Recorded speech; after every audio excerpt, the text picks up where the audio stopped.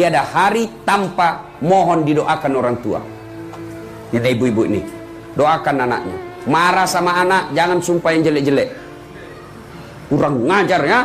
Mudah-mudahan kau ditabrak beca. Ditabrak betul beca. Kau doa yang bagus-bagus keluar. Kurang ngajar, kau jadi ustadz seperti Abdul Somad. Boleh doa begitu. Kurang ngajar, kau jadi dokter yang soleh. Boleh begitu.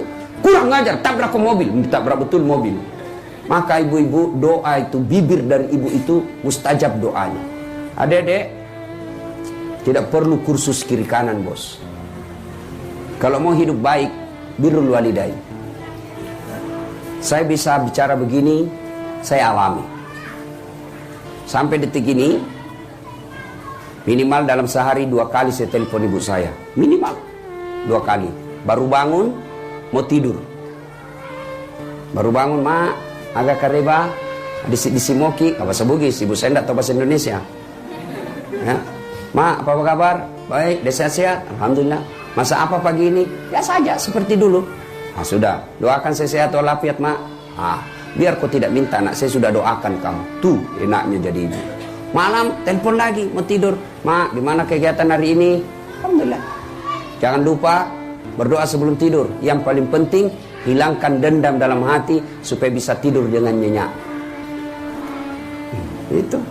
Nah, sekarang anak-anak mau tidur, telepon ceweknya. Ayo yang, sudah makan yang? Pret. Salam sayang selalu. Cewek, ya. Adik-adik mau hidup umur yang panjang, muliakan orang tua. Nah, tidak perlu ke sekolah ke luar negeri. Kalau kau kursus, bolehlah. Tidak usah, tapi biar kursus kiri kanan, sekolah kiri kanan melukai perasaan orang tua, tidak ada itu. Tidak ada. Tuh. Anak-anak sekarang sopan sama cowoknya, tapi kurang ajar sama bapaknya. Sopan sama ceweknya, tapi kurang ajar sama ibunya. Kalau ibunya minta diantar ke pasar, 1001 alasan. Sekali ceweknya yang telepon, bang, jemput, tunggu deh ya, 5 menit saya sampai.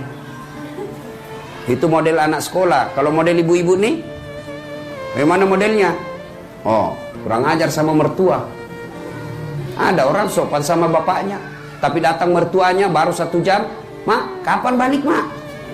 Baru duduk mamanya, mertuanya. Mak, kapan balik? Mertuanya hipertensi, dikasihnya ikan kering. Malam telur asin. Banyak. Bu. Mestinya kalau datang mertua sujud syukur. Ya Allah, terima kasih kau kirim orang tua ini. Gara-gara inilah orang tua sehingga saya punya suami. Andai saja tidak ada ini orang tua punya anak, mungkin sampai sekarang saya jadi gasturi, garis tua Republik Indonesia. Untung ada suami. Maka ibu, ini tadi ada yang curhat. Gimana Ustaz? Suami saya lebih sayang sama ibunya. Saya satu rumah, semuanya dikendalikan sama ibunya. Semua keputusan ibunya yang mau. Saya bilang, Bu, selama keputusan itu tidak bertentangan agama, ibu wajib ikut itu. Saya sakit hati Ustaz. Berarti godaan setan.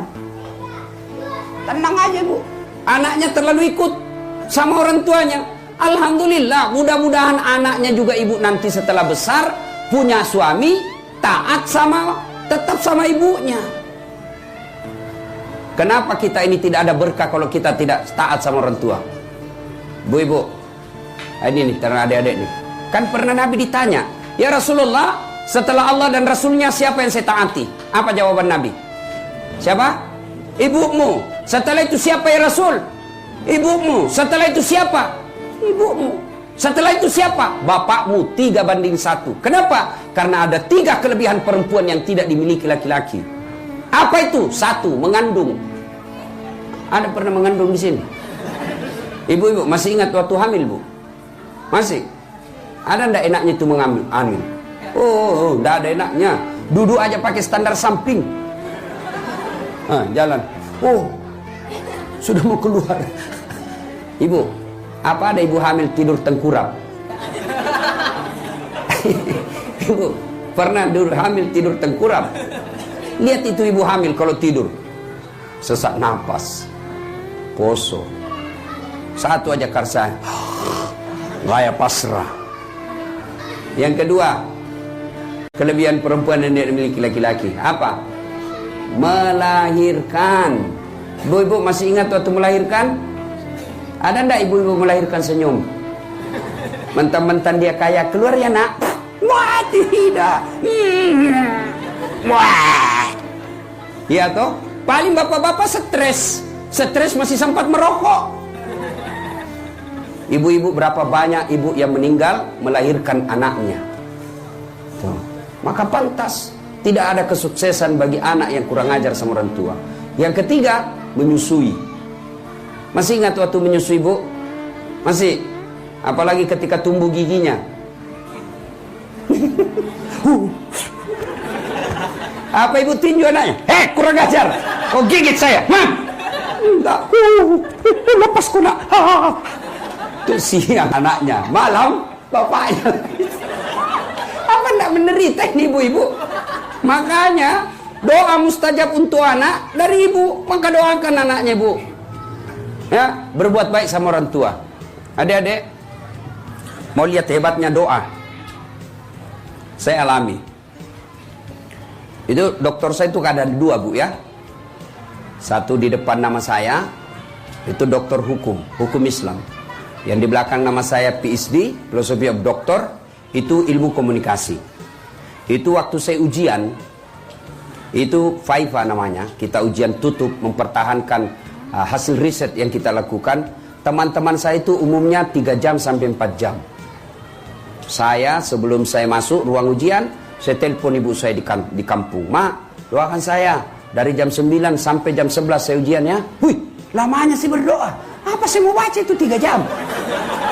Saya bilang, ibu pokoknya duduk saja di sajadah sambil bersalawat kepada Nabi. Ingat nama saya. Baiklah. Mulailah. Subhanallah, saya masuk ruang ujian, Bu. Waduh, kalau orang lain 3 sampai 4 jam, saya 45 menit selesai. Doa dari ibu. Bisa jadi otak kita otak pas-pasan. Bisa jadi otak kita tidak cerdas. Tapi kalau Allah yang kabulkan doa ibu, kecil. Maka adik-adik sekalian yang masih kuliah sekolah, jangan pernah kau lepas keluar dari rumahmu tanpa kau cium tangan orang tuamu. Minta ridanya. Mak, Bu, saya pergi sekolah, doakan saya selamat sampai tujuan. Itu, cuma anak-anak sekarang tidak dicium tangannya bapaknya. Apa? Di sliding. Ya, Pak. Dongo. Beleng-beleng. Tahu beleng-beleng ibu? Tahu? Dongo. Tahu dongo? Beleng-beleng. Tahu beleng-beleng? Ya dongo. Dongo itu kalau Rocky Gerung bilang dungu. Bodoh.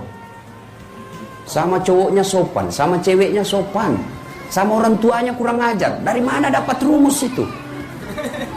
Anak-anak kita sekarang, kalau bapaknya nelpon, ya, sudah dulu Pak ya, sudah, ya, selam. Ibunya apa sih Pak? Ya, sudah Mak ya, selam.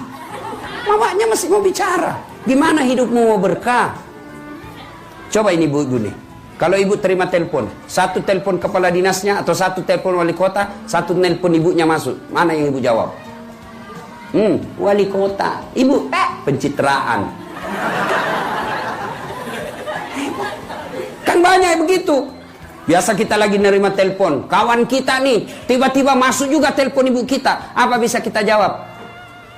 Mak, sebentar ya, teman saya menelpon. Salah, bos. Yang betul, bos, teman. Mas, sebentar saya telepon ya. Ada ibu saya menelpon. 5 menit setelah itu saya telepon. Jangan teleponnya ibumu kau tutup. Ngambil keputusan, jangan pernah ngambil keputusan tanpa kau libatkan orang tuamu. Mak, saya mau beli tanah, Mak. Menurut Mak gimana? Kita bukan cari pertimbangan akalianya, kita bukan mau cari pendapatnya, tapi apa yang kita cari? Ridhanya Allah. Bukan kecerdasannya orang tua kita. Kita lebih cerdas bisa jadi. Ilmu kita sudah lebih banyak. Gelar kita barangkali dunia pendidikan kita lebih tinggi. Ibu kita tamat SD aja tidak. Bukan akalnya yang kita butuhkan. Bukan pikirannya yang kita butuhkan. Tapi apa yang kita butuhkan? Ridhanya orang tua. Ridha Allah. Fi ridal walidain. Ridhanya Allah tergantung ridhanya kedua orang tua. Maka biasakan sebelum ngambil keputusan, tanya ibu bapakmu. Mak, saya rencana buka warung kopi. Menurut mak bagaimana? Jelaskan. Ini. Biasanya orang tua ngerti. Apalagi kau tanya saya. Kamu kan lebih cerdas dari saya, nak. Yang penting jangan menghalalkan segala cara. Itu aja, nak. Sudah.